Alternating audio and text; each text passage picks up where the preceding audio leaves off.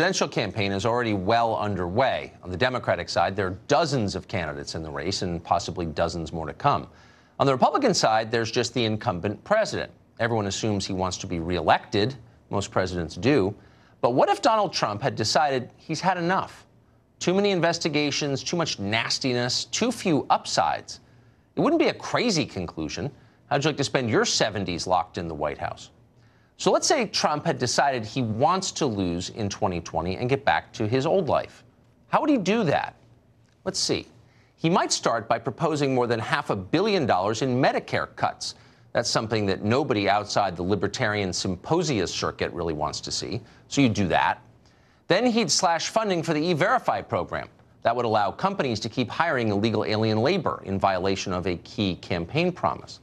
After that, he'd announce we're bringing in even more low-skilled workers.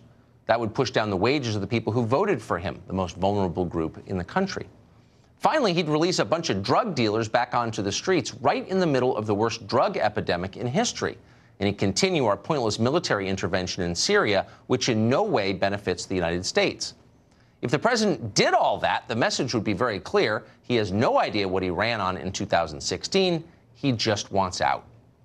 But let's say voters still didn't get the message. Maybe they were too distracted by the Russia hoax to notice. At that point, you'd have to do something really extreme to get their attention, something so mindless and counterproductive that there's literally no way you could get reelected after doing it.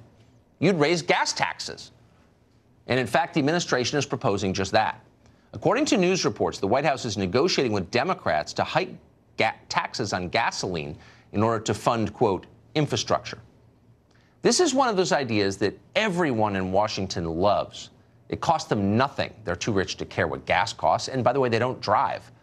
But if you live outside the coastal cities and you're not rich, higher gas prices are a disaster. They hurt you immediately. That's always true. Anything that raises the price of gasoline, whether it's the Green New Deal or some new tax scheme promoted by a fake conservative think tank, crushes the weakest in our society. Normal people hate it. Many of those people voted for Donald Trump the first time. It's nuts. And it's not like there aren't other, smarter, less regressive options if you want to raise money. There are many of them.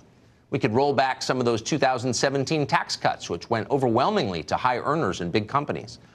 We could tax the billions in remittances flowing from the United States to the rest of the world. Remember that idea?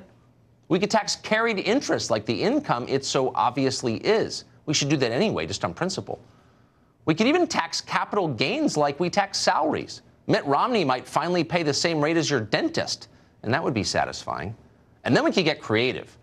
How about an 80% tax on all lobbying produced by former members of Congress? That's a good one. How about an iPhone tax? Or how about a tough new tax on a trillion-dollar Seattle-based internet retailer whose entire business model depends on using public roads to deliver their packages? Companies like that have put an awful lot of American businesses out of work. They clog our roads. Why aren't they paying for infrastructure? We could go on. Plenty of obvious ideas out there. Hiking taxes on working-class rural people is not on the list, unless you secretly want to retire early. In that case, if you're really sick of the job, go with the gas tax.